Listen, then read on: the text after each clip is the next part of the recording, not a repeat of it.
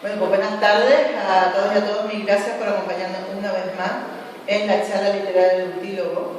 Por supuesto, dar las gracias de nuevo al Casino de Galdar por ceder las instalaciones para la realización de esta actividad cultural y literaria que, como saben, se celebra el último jueves de cada mes. Hoy lo estamos haciendo miércoles porque mañana no saben el Día de Canarias y coincidía con la fecha y no quería retrasarlo más porque lo habíamos retrasado el mes pasado también por sobreactividad que teníamos todas. Entonces, mil gracias por acompañarnos en esta actividad. Como saben, la charla literaria del Utílogo es un espacio en el que no importa tanto las obras literarias de las personas, escritoras y escritores invitados, que también hablaremos de ellas, sino sobre todo conocer cuáles son las autoras de referencia, las corrientes literarias que han marcado a la persona que está invitada, el escritor o escritora invitada, y por supuesto para que nos hable un poco, conocer un poco cómo se inició la persona, en este caso Beatriz Morales Fernández, en este oficio maravilloso de la escritura, en este caso también de poesía. Beatriz, gracias Beatriz, por supuesto, por aceptar la invitación. Ella es poeta, profesora de literatura, de secundaria, en el sitio ahí, ¿no? En Alonso Quesada. Además, autora de 3 poemarios, creo que hasta el momento. Uno de ellos, además, el último, de un audiopoemario, que es como el paisaje sonoro, creo que se llama. Prácticamente sonoridades paisajísticas. Una cosa parecida, perdón. Y bueno, es un placer tenerla como invitada hoy para que nos hable un poco de su corriente, de su influencia literaria y cómo ella ha serviciado, no solo, imagino, para ser profesora de literatura, ¿no? Como eres, sino también para la hora de iniciarse en la escritura, en este caso de la poesía. Es además la presidenta de Ateneo de Las Palmas y es la encargada del área de literatura. Luego, si quieres, al final me gustaría también que nos hablas un poco de Ateneo y cómo está funcionando y cuáles son sus actividades, además para aprovechar que estamos en este foro y ahora conocemos en la cita. Pues nada. Gracias, Pepa. Gracias por la invitación.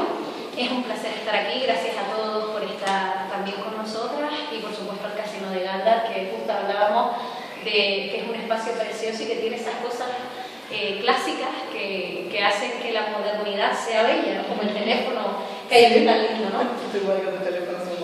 Y además me encanta poder hablar de la literatura que nos inspira, porque claro, al final tú haces, o como digo yo, me considero aprendiz de escritora, pero claro, para poder hablar y sentir el hecho de escribir, las lecturas son fundamentales. Entonces, cuando me mandaste la invitación, ya te decía estos días, estoy muy ilusionada como una niña pequeña, porque muchas veces no hay espacio para hablar de esos libros que nos emocionan, que nos enfadan, que nos inspiran, de esos versos que se nos quedan grabados en la cabeza, o esos autores de los que siempre hablamos, pero nunca hay un espacio para tratarlo, para analizarlo, para disfrutarlo, recomendarlo. Así que gracias, estoy privada. Estás en el espacio de todo. Genial. Aprovecha ahora para sacarlo todo. Bueno, por el principio, como es normal, que tenemos que empezar. Tu primera, yo no sé si tuviste, o si tú ya eres consciente o recuerdas cuándo empezaste tú a escribir y por qué. Si hubo alguna lectura, algún libro que te influyó para lanzarte la escritura, porque no te lo has empezado leyendo y luego te has hecho algo más, te has dedicado a algo más. Pues sí, en cuanto a esas primeras lecturas que me inspiraron, lo primero fueron textos inéditos que hacía mi padre con su máquina de escribir. Mi padre es profesor, maestro, pero también le encantaba escribir. Y cuando yo era pequeña, yo lo veía sentado en su despacho, con ese gesto, con ese hecho de estar escribiendo. Y yo no sabía lo que era, yo me sentaba al lado, cogía mi diario y me ponía a hacer como garabatos, quería ser como papá. Luego ya, de esas primeras lecturas, me acuerdo que me regalaron la serie, la tirada de Kika Superbruja. Y al final, parece una bobería, pero yo lo reivindico porque yo, por ejemplo, me leí El Quijote de Kika Superbruja, y si no hubiese sido gracias a esa literatura infantil, pues, por ejemplo, a mí El Quijote no me hubiese parecido tan simpático. La imagen que yo tengo de Don Quijote y Sancho Panza es la de las ilustraciones de Kika Superbruja. Y a día de hoy, cuando tengo que hablar del Renacimiento y Barroco en las aulas, yo estoy pensando constantemente en esas ilustraciones. Pero a su vez también me marcó muchísimo, y de ahí empecé a escribir Harry Potter y los fanfiction de Harry Potter. Es decir, lo que la gente escribía por redes, las historias alternativas que se hacían de los personajes de Harry Potter. ¿Y por qué me marcaron? Porque claro, yo quería escribir, tenía mis diarios y dije, bueno, yo no quiero hablar de los personajes de Harry Potter, ¿no? Pero quiero escribir cosas. Venga, me voy a crear una página, y me creé lo que ahora es el WordPress, pues antes lo que se usaba era el Blogger. Entonces, yo me creé mi Blogger gracias a que yo era una adicta, sobre todo en verano, a leer los fanfiction de Harry Potter. Mi madre me compraba un libro, pero yo lo iba alternando con las historias alternativas. ¿Estamos hablando de que tú tenías en ese momento? Pues 12 años como mucho, cuando yo abrí mi Blogger y empezaba ahí un poco como a escribir historias. Y claro, luego al final hubo un libro que a mí me marcó con 16, tirando casi 17 años, que fue muy raro. Fui a una librería de segunda mano y me llevé un libro llamado El arte de amar, de Erich Fromm. Y a mí me marcó ese libro en ese momento de mi vida. Era un libro que yo tenía que sentir a través de esos textos para yo entender, por un lado, lo que significaba la voluntad de amar, el arte del discurso, y sobre todo cómo esos discursos de poder condicionan las formas de querencia. Entonces me di cuenta que los ensayos, que ahí no lo llamaban ni ensayo, pero esa escritura un poco más seria sobre conceptos que nos abordan, pues era algo que yo algún día quería hacer. Por eso me encanta a día de hoy poder hacer ensayos o analizar términos y comunicarlos. Fueron esas primeras lecturas clave para mí. Muy importante, sobre todo por la parte del libro que nos decidimos. ¿Sí? Yo también empecé, una de las primeras lecturas de adolescente fue Eric Fromm, de la Vamos, fue magnífico, sí. Y posteriormente, luego, esas son tus primeras lecturas como referencia. Y cuando tú empezaste a escribir, ¿cómo surgió ese proceso? O sea, ¿qué fue lo que pasó para que dices, bueno, voy a escribir y voy a escribir a lo mejor un poco más en serio, ¿no? O tomándote a lo mejor un poco más de serio. Pues cuando yo me abro Blogger, al principio no lo compartí con nadie. Realmente era para mí pues algo, un ejercicio íntimo que creo que también es necesario al inicio. Pero ¿qué ocurrió? Que me metí en una carrera que hizo darme cuenta que la comunidad literaria es muy importante para sentir la literatura, filología hispánica. Y me di cuenta que también había compañeros y compañeras que escribían pues, en diarios, en páginas web, y empezamos a compartir. Y me acuerdo que ese hecho de compartir hizo que, por ejemplo, en Twitter, pues yo cada vez que escribía algo, lo ponía allí en esa red social. Y eso permitió ir creando comunidades con escritores como Geray Barroso, Aida González Rossi, que tenían mi edad o en torno a mi edad, que también ellos estaban empezando, pero en la provincia de enfrente, ¿no? Al ladito. Y me di cuenta de que había más gente que también estaba escribiendo, que quería compartir, y de repente un día salió un artículo llamado La Generación Red, que si no me equivoco fue la magnífica y querida Dragaria. Entonces, claro, a partir de ahí ya nos pusimos en contacto, empezamos a compartirnos, empezamos a leernos. También conocí a una gran amiga mía ahora, Tairi Muñiz, que ella también pues, por Twitter compartía. Y entonces ese fue como ese primer proceso de ir creando comunidad. Y luego tuve un profesor magnífico que fue Geray Rodríguez, que nos enseñó literatura canaria, y llegaron otras obras de literatura que ya me marcaron, pero me marcaron hasta el punto de que no puedo entender la literatura sin ella, como fue conocer las obras de Alonso Quesada. Claro, doy clase en el IES Alonso Quesada, cosas del estilo, pero es que a mí Alonso me marcó cuando yo tenía 19, 20 años. Leímos unos poemas, me acuerdo del Himno de los Sueños, me llamó la atención, pero entonces empezamos a leer las crónicas. Entonces yo ya ahí conocí a otro Alonso y empecé a indagar.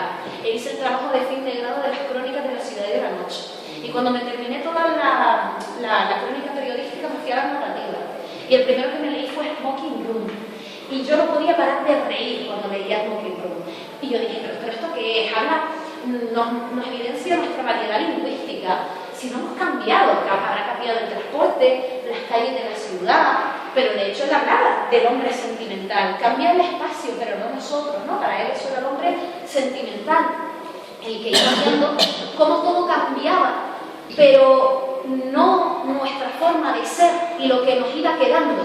Entonces, claro, esas cuestiones se me fueron quedando y me fui inspirando en el paisaje, en los cambios en los tiempos líquidos, y todo fue gracias a esas obras de Alonso. Y luego ya lo que me quedó, las obras dramáticas, la dramaturgia de Alonso Quesada, fue lo último que leí y lo que más me marcó, la hombría y llanura, pero sobre todo la hombría.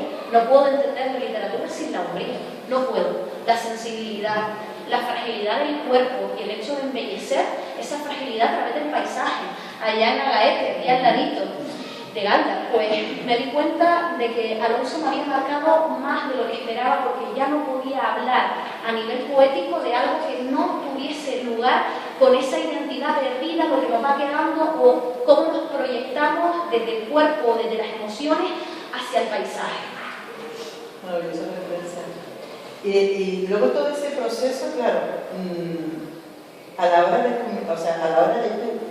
volcar, a la hora de empezar a escribir, ¿tú crees que esa lectura de Alonso Quesada, por ejemplo, que hablabas, de que la has hablado tanto, ha influido, por ejemplo, tu forma en ti o en las temáticas en las que tú te recreas o quieres recrear en tu escritura?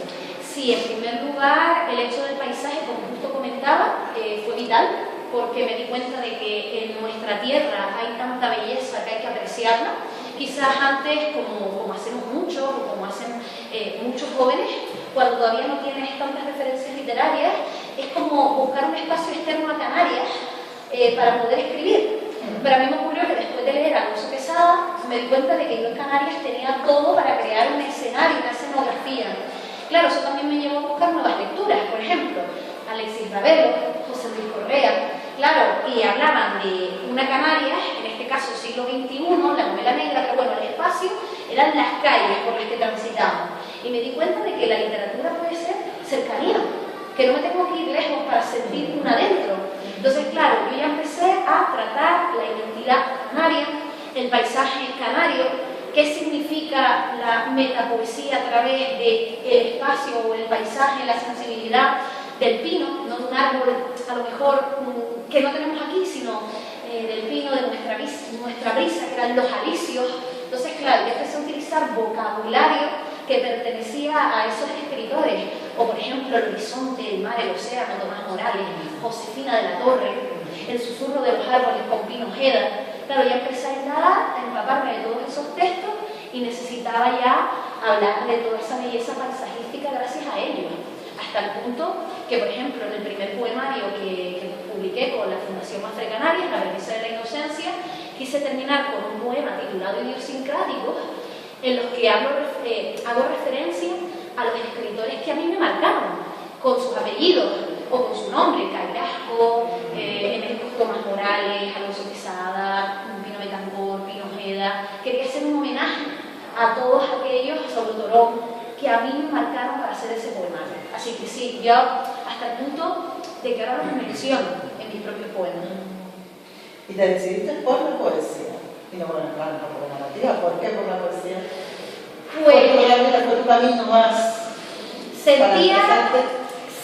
Sentía que había en la poesía una fuerza y a la vez un silencio que necesitaba proyectar. Me di cuenta de que las palabras, cuando las utilizamos, tienen misterio cuando eres capaz de, a través de una palabra, la que sea, significar otra cosa. Justo este librito, que me lo estoy leyendo, El arte de encender las palabras, habla de una idea que es: cuando tú escribes, piensas que estás haciendo A, piensas en A, y crees que vas a hacer B, pero se genera la C. Claro, el texto hay un momento que fluye solo. Tú empiezas con una idea, pero de repente te das cuenta de que vas sola, de que brotas sola, ¿no? Entonces, claro, al final, de alguna manera, yo siento que en la poesía hay un misterio que necesito explicar, no explicándolo. Necesito seguir indagando en la profundidad de las cosas a través de la palabra. Y también sé que la palabra limita. Porque cuando tú quieres llegar a una esencia, a la fuerza primaria de la naturaleza, cuando estás haciendo un poema sobre el paisaje, te vas a limitar porque la palabra no puede llegar. La necesitas para describir, para sentir, pero no puede llegar a la idea. Entonces, claro, a mí eso me marcó, pues, por ejemplo, hace muy poquito, casi un año, empecé a leer a Félix Francisco Casanova, y él, al final, a través de sus poemas, te das cuenta de ese dolor de que con la palabra quieres sentir la naturaleza, pero no puedes llegar a ella. Solo puedes rozar el significado. Entonces, por eso me gusta tanto la poesía. Sin embargo, de último, he estado haciendo mucho relato corto. Me he dado cuenta de que necesito proyectar ideas que generen una continuidad. No sé a dónde me llevará, me había dejado la poesía de lado, sigue siendo mi alma mater, pero algo hay por ahí, quién sabe, en un par de años, no lo sé, algo hay. Bueno, comenta eso. ¿Qué es para ti hablar de poesía? ¿Qué supone? No sé si que nos están llamando justo al teléfono delante. Es que creo que es el lindo teléfono de ahí. Eso a lo mejor lo vamos a pensar. Me encantaría. Me encantaría. Mira, poesía, porque además ella es profesora de literatura y normalmente ya es una especialista en el tema como docente. ¿Qué es para ti la poesía a nivel personal y qué tiene que tener la poesía para que tú digas esto es un buen poema, esto es buena poesía? Pues para mí tiene que tener sugerencia. La poesía te tiene que sugerir. Sugerencia y tiene que haber, por lo tanto, si hay sugerencia, cuestionamiento. ¿Qué es lo que estoy leyendo? O sea, para mí tiene que ser un reto, un juego. O sea, si yo siento que un poema me describe algo, pero no me permite sugerirme a mí misma que quiere decir otra cosa, no lo siento como poema. Entonces, aunque sea un solo verso, por ejemplo, el que yo siempre le digo a mis alumnos y alumnas para los comentarios periodísticos, acabar con la frase célebre, que al final es un poema en sí, hoy es siempre todavía, de Antonio Machado. Claro, hoy, todavía, siempre, estás jugando con toda la temporalidad, estás hablando del tiempo, estás hablando de algo perenne, de la esperanza. ¿Cómo un solo verso puede condensar toda la temporalidad de la existencia?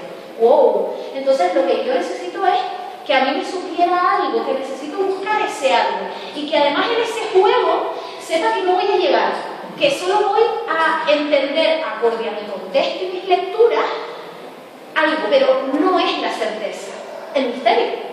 Qué bonita es la poesía cuando queremos llegar a un concepto, pero lo vamos a quedar en medio del camino, porque eso que nos permite seguir leyendo poesía de otros autores, hacer poesía. Quiero llegar ahí, no sé si podré, pero en ese camino me quedo, me bajo aquí. ¿Y para ti a nivel personal qué significa escribir poesía? Pues a nivel personal significa, por un lado, identificarme, considerar lo que siento, cuáles son mis miedos, cuáles son mis sueños, qué entiendo yo por la realidad, y también darme cuenta de mis sentimientos hacia algo o hacia alguien, en qué camino estoy, y por lo tanto identificarse, claro, conlleva amor ajeno y amor propio. Para mí la poesía no es en sí entretenimiento de ocio, que también puede serlo, sino es un entretenimiento más profundo. Y también, a nivel personal, para mí la poesía es bajarme por un segundo, parar la vida acelerada, los tiempos líquidos, que diría Zygmunt Bauman. Cuando yo me siento a leer en una cafetería, siento que aunque sea solo media hora, la rutina deja de importar. El ruido del tiempo acelerado se ralentiza. Ya no tengo que estar pendiente de lo que tengo que hacer. En ese momento estoy yo ante un texto que me está diciendo cómo interpreto, cómo veo el mundo y qué siento. Y lo mismo cuando escribo, claro, necesito calma. Y para mí la calma puede estar llena de ruido en una cafetería. Me encanta sentir que la gente habla, me encanta sentir cómo se siente un café, o cuando estoy en mi casa me pongo música. Pero es ese tiempo en el que no tengo que estar pensando, tengo que entregar esto, tengo que programar esto otro, tengo que llamar a alguien, tengo que mandar un WhatsApp, que ahora parece que no, pero el WhatsApp se ha convertido a veces en trabajo. Entonces, claro, no tengo que estar pensando en responder a nadie, porque me estoy respondiendo a mí, me estoy mimando. La poesía para mí también es como un sentimiento o elemento de resistencia ante la hiperproducción, por ejemplo. ¿Qué libro debería estar trabajando como docente? Recuerdo que hicimos una actividad y la hicimos en el marco de una biblioteca, donde había una presencia importante de autoras y autores canarios, que me gustó mucho. ¿Qué libro debería estar en todas las bibliotecas, tanto públicas como privadas? Sobre todo públicas, para eso están. Sí. ¿Qué libros? Sí, hombre, vamos a ver, en primer lugar, al menos para mí, me encantaría que estuviesen las obras de Alonso Quesada, porque al final es el autor que más me ha marcado. De Alonso Quesada mínimo Smoking Room para entender la ironía de la vida. El libro de los sueños también es insulario, porque te das cuenta de cómo el dolor ante la enfermedad puede por un momento ser algo bello, la tragedia como un elemento poético, y también la hombría, por supuesto, por todo lo que sugiere, y ahí sí vemos el concepto de enfermedad y cómo se busca a través de un texto hallar el sosiego, la libertad ante un dolor que va a llegar, porque la muerte llega, pero en el texto eres libre, está vivo. Entonces, claro, para mí Smoking Room, o El libro de los sueños, El insulario, o en este caso La umbría, creo que son obras que tienen que estar. Aunque lo cierto es que la antología que hace Lázaro Santana de todas las obras de Alonso Quesada podrían estar en una biblioteca. Luego, por otro lado, para mí personalmente tendría que estar Natalia Sosa Ayala como poeta, porque los diferentes poemarios que tiene, de hecho creo que la editorial Torremosas tiene varias que son muy interesantes como autorretrato, pero porque al final Natalia Sosa Ayala habla y se identifica como mujer a través del verso, pero también utiliza los elementos peyorativos de ser mujer e incluso ser mujer homosexual, ¿no? Todo lo que le decían, pues lo coge y dice, sí, miradme, soy yo, soy Natalia, soy una mujer que ama mujeres, ¿y qué? Entonces, claro, a mí me marcó también porque me di cuenta de que la poesía también puede ser darle la vuelta a los significados negativos de las cosas y volverlo bello, empoderarte de lo peyorativo para hacerlo como algo positivo. Entonces creo, exactamente, reivindicativo, pero con ese juego de, ok, llámame así, me encanta que lo hagas. Entonces a lo mejor que se da la vuelta a un insulto. Entonces me parece una mujer tan empoderada a través del verso que creo que también las obras de Natalia Sosa Ayala tienen que estar en una biblioteca. Por supuesto, Pedro García Cabrera, pero además de Pedro García Cabrera me gusta mucho todo lo que viene después de su ingreso en prisión, ¿vale? Cuando ya él empieza desde esa desolación que ha vivido, de haber estado preso por sus ideas, y en vez de sentir y hablar solo a través del verso del dolor, habla de la esperanza.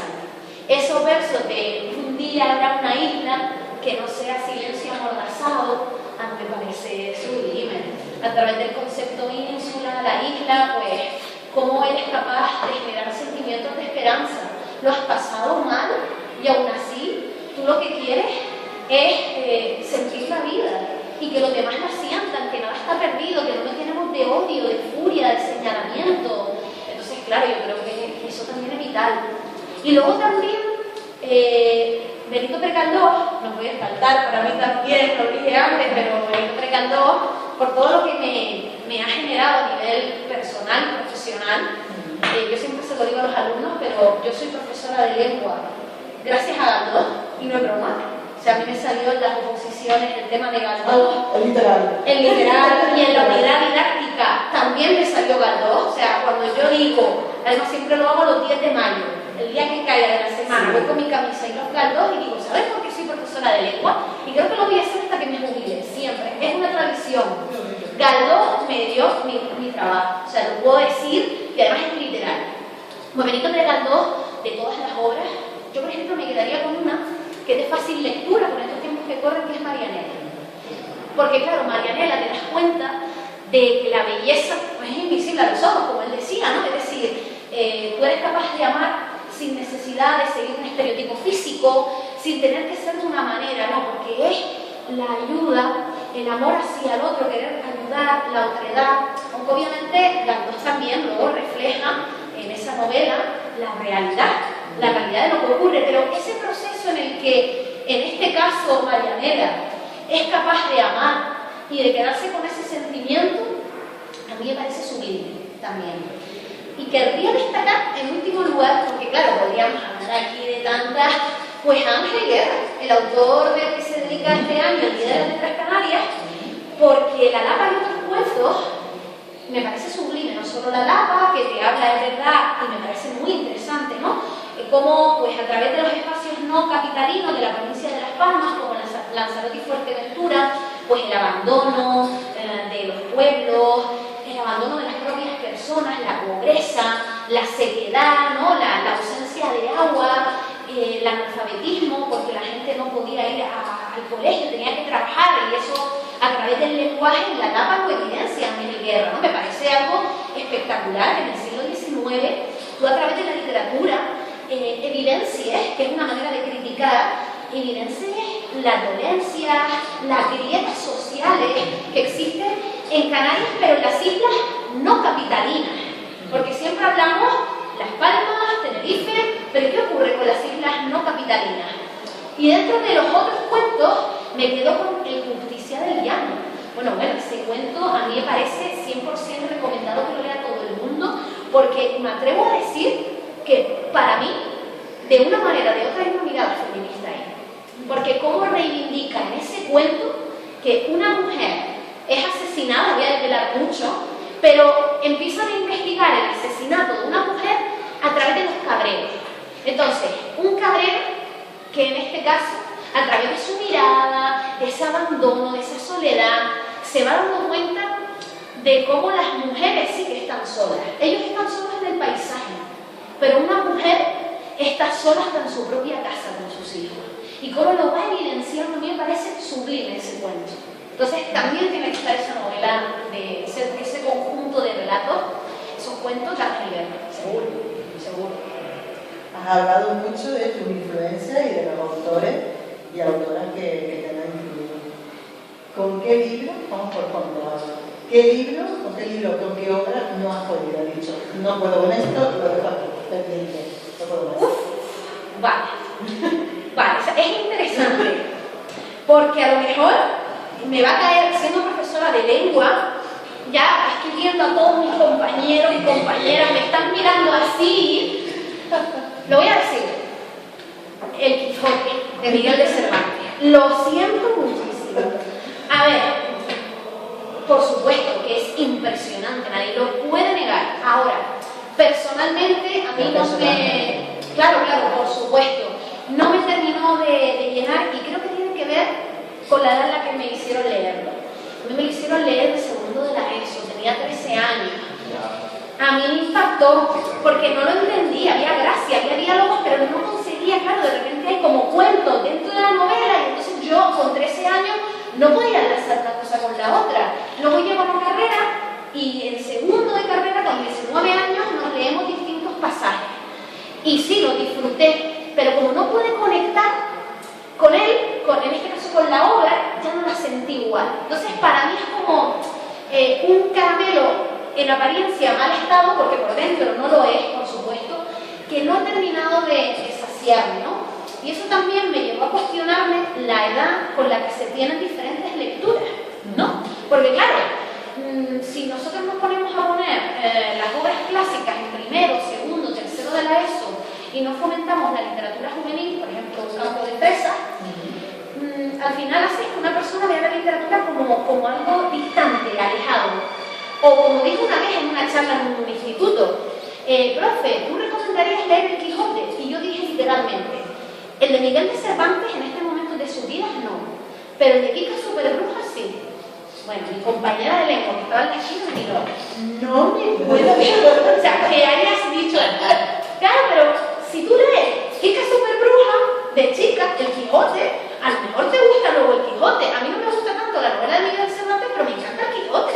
Pero por lo que dije al inicio de la conversación, yo me acuerdo del Quijote y Sancho Panza de Kika Superbruja y de Kika Superbruja hablando con ellos y cómo el Quijote quería entenderlo, pero como era otra variedad del español, no se terminaba de entender y me parecía un juego tan magistral que mira, ese es mi Quijote. Entonces, ¿cómo te pueden marcar las primeras lecturas para luego en el futuro volver a ellas y decir, me encanta o me distancio, que es lo que a mí por desgracia no lo veo? Así que me atrevería a decir El Quijote. Y luego quizás la antología poética de Roberto Bolaño. David Roberto Bolaño me encantó Los Detectives Salvajes, pero es verdad que luego tiré a la antología, tiene poemas muy buenos, pero quizás es una propuesta arriesgada de la experimentación del lenguaje, mucho verso libre, en el que no hay, que para mí es una fundamental sonoridad, no tienen que ser versos rimados, pero que hay un cierto ritmo para yo sentir una sugerencia melódica también. Entonces a veces me chocaba, pero sobre todo el de Miguel de Cervantes, la verdad. Bueno, bien. Hay mucha gente que ha dicho Ulises, yo y no sabe, y es uno de los libros. Es verdad, es verdad. mitad, ¿verdad? Cada uno tiene su y además se ve en función de la experiencia. Y ahora tú das con el servicio. Por eso. Me interesa saber, tú como profesora, como docente, ¿cómo le intentas hacer llegar el amor que tú sientes por la literatura y por la poesía a tu alumnado? ¿Cómo lo trabajas? ¿Cómo trabajas esa recepción? Porque tú, claro, eres muy apasionada y lo expresas muy bien. Yo me imagino que en clase tendrás que luchar contra los elementos propios de acá, por ejemplo, ¿no? Ay, no, pero fíjate que me encanta ahí, cuando hablo de literatura me mimetizo con ellos. Por ejemplo, cuando yo hablo, por ejemplo, de Benito Pérez Galdós y Emilio Pardo Bazán, yo llego y digo, ay, tengo un cotilleo, ustedes saben Galdós, ¿no? Del que hemos hablado, su libro. Digo, pues tuvo un rollete con Emilio Pardo Bazán, y ellos, ¿cómo? Claro, porque cuando tú, claro, ¿cómo enseño yo literatura? Pues apasionada, como tú dijiste, bueno, me subo a las mesas, cuando llega el día de Galdós me hago una performance, lo admito, soy Leo, soy curiosa. Yo entro y digo, hoy toca el día de Galdós, ¿sabes por qué Galdós es importante? Y empiezo a hablar de Galdós y luego explico. Pero sobre todo utilizo o intento hacer que la literatura es algo cercano y no distante. Y hablo con su vocabulario, con sus referencias, por ejemplo, Góngora y Quevedo, ¿no? Cuando hablamos de Quevedo y de Góngora, de estos dos tenían un pique, y usted sabe Góngora Quevedo es ese tío que se va a cenar, se pasa de copas,